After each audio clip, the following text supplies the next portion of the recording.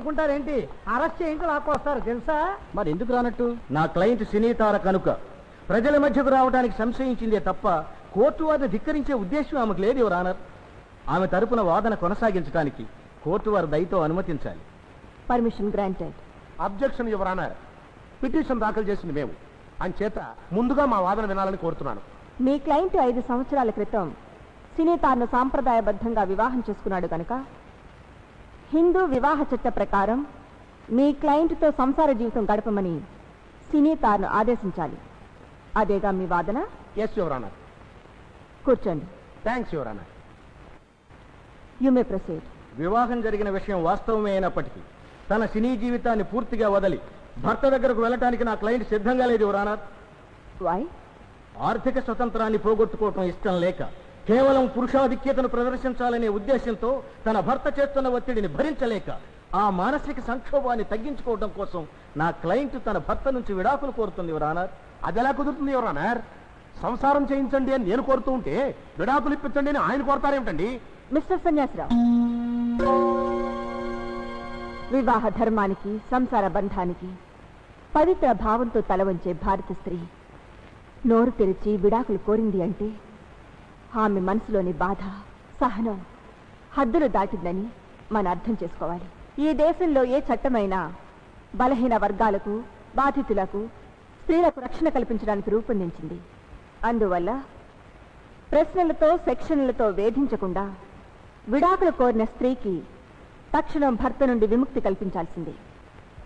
Madam, విడాకులు కోరింది cinema తారు కనుక మీరు ఇలాంటి తీర్పిచ్చారా?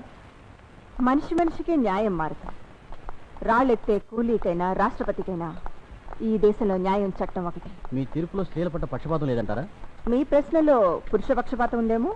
భర్త మూలన ఇబ్బందులు, విడాకులు, రచ్చకెక్కడం ఇలాంటి వాటి భయపడే మీరు పెళ్లి చేసుకోలేదా?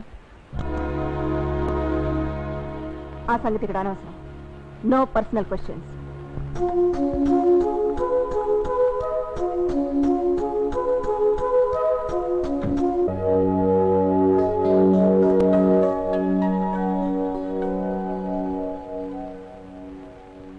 ఒరే గాంధీ, అక్కొచ్చే టైం అయిందిరా. కానీ వస్తే ఏం చేస్తాంట?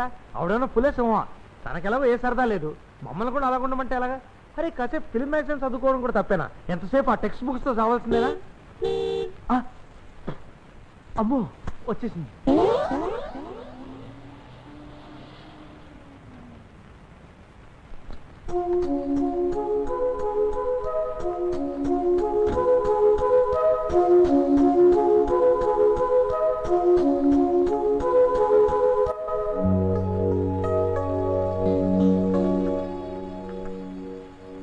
వాడు కాలేజ్ నుంచి వచ్చాడా? ఇట్లా వచ్చాడో లేదో మళ్ళీ గదిలో దూరు పుస్తకాలు ముందేసి కూర్చున్నాడు. ఎప్పుడు చదువు చేసేగా పిచ్చి ముద్దుకి.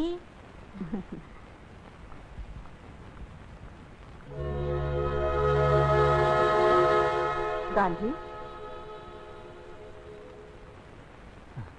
ఏంటక్క? తీసుకో. నేను తాగేసానక్క. పర్వాలేదే, తీసుకో. అలాగే. సినిమా కబుర్లు చదివి చదివి అలసిపోయామనుకుంటాను. నెమ్మదిగా. డిసిప్లిన్ లేకపోతే కాఫీ తాగేటప్పుడు కూడా ఇలా కంగారు పడాల్సి వస్తుంది. శ్రద్ధ ఉండాలే గాని 24 గంటలు చదవాల్సిన అవసరం లేదు. ఏ టైంలో అది చేస్తే చాలు.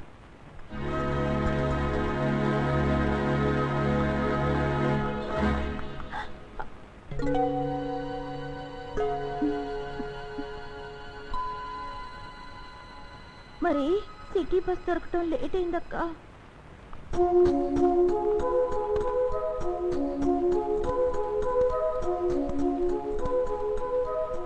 హలో, నేను జస్టిస్ రుద్రమదేవి మాట్లాడుతున్నాను. నమస్కారం. మీరు కార్ డ్రైవింగ్ నేర్పిస్తారు కదా? మార్నింగ్ అవర్స్ ఏదైనా టైం చెప్పండి. రేపటి నుంచి మా చెల్లెలు వచ్చి నేర్చుకుంటుంది. Okay, make it confirm. Thank you.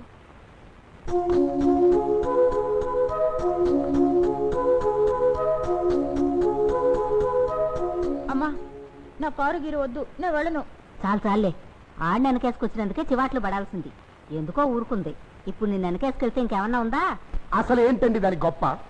నాకంటే వయసులో పెద్దదా, సర్వీసులో పెద్దదా, ఆస్తిలో పెద్దదా, అంతస్తులో పెద్దదా? ఏది లేకపోతే మాత్రమే జడ్జి గారిని అనిపించుకుంది, పైకి కూర్చుంది. మరి నేను అయ్యా ఇట్టా మీ ముందు మొరుక్కోవడం మీ కాళ్ళకి మొక్కుకోవడమే తప్ప ఫలితం లేకపోయే. మగపుటక పుట్టి మీసం మెలేసుకుంటూ తిరగాల్సిన వాడిని కోర్టు మధ్యలో ఒక ఆడదానితో చీవాటు తినాల్సి వచ్చిన కర్మ పట్టింది. చిచ్చి, ఆయనే ఉంటే గుండు గీయించుకునే పనే ఉందని. అసలు దీనికి అంతటికీ కారణం మీరు కదండి. ఒక్క పట్టుబట్టి నన్ను జడ్జిగా పారేస్తుంటే ఇట్లా దాని ముందు చీవాట్లు తింటూ ఆ గొరింతూ బతకాల్సిన కర్మ నాకు పట్టేదా? మాంటారేంటండి? పెద్ద ఎంపీని అంటారు, ఢిల్లీ లెవెల్లో పవర్ ఉందంటారు, అడ్డమైన గొడ్డు చాకిరీ నాతో చేయించుకుంటారు. అసలు విషయానికి మాత్రం వండి చెయ్యి.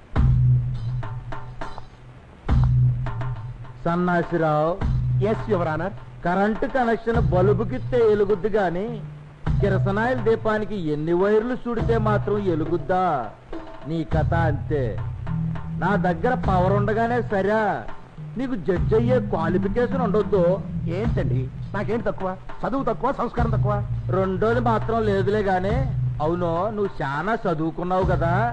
చిన్నపిల్లల పుస్తకాల్లో మొదటి పేజీలో ఉంటదే ప్రతిజ్ఞ, అది అప్పచెప్పబోయా చూద్దాం.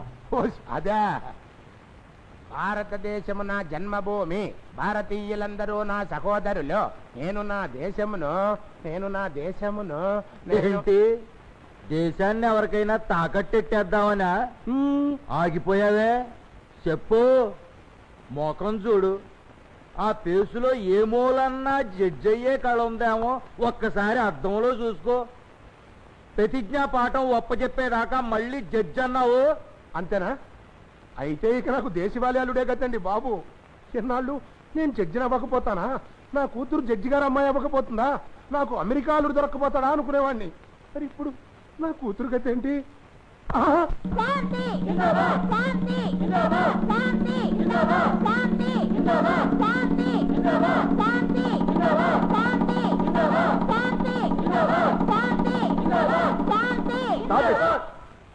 ఏమిటమ్మా, ఏమిటి గోళ?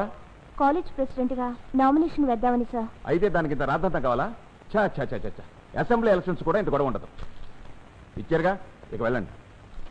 Excuse me sir. ఏమిటి? లాస్ట్ ఇయర్ లాగే నేను ఏకగ్రీవంగా ఎలక్ట్ అయినట్టేనా సార్? ఏమో, సాయంత్రంలోగా ఇంకెవరు నామినేషన్ వేయడానికి గ్యారంటీ ఉంది? నీకు పోటీగా నిలబడేంత దమ్ము మన కాలేజీలో ఎవరికుంది? శాంతి, నీకు పోటీగా గాంధీ నామినేషన్ వేస్తారంటే? తొందరగా రాయిరా, అవతల శాంతి ఆల్రెడీ ప్రిన్సిపల్కి ఇచ్చేసిందట. కానీ గాంధీ గారు, మీతో ఒక్క నిమిషం మాట్లాడాలి. అలాగే. ఏమిటి? అలా వెళ్ళి మాట్లాడుకుందామా? అలాగే. Excuse me also. ఇక పోటీ లేదు, గడితే గుడ్డు లేదు, వీడు మిడిలు డ్రాపే.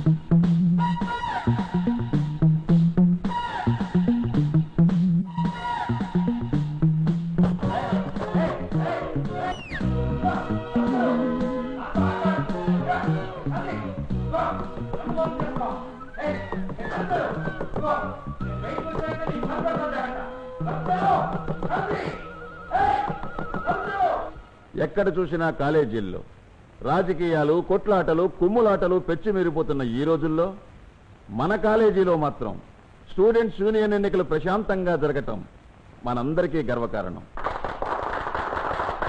ఈ ఏడాది కూడా గత సంవత్సరం మాదిరిగానే స్టూడెంట్స్ యూనియన్ ప్రెసిడెంట్ ఎన్నిక ఏకగ్రీవంగా జరిగింది. ఆ క్యాండిడేట్ ఎవరై ఉంటారో మీ అందరికీ తెలుసు, మిస్ శాంతి. రామ్మా.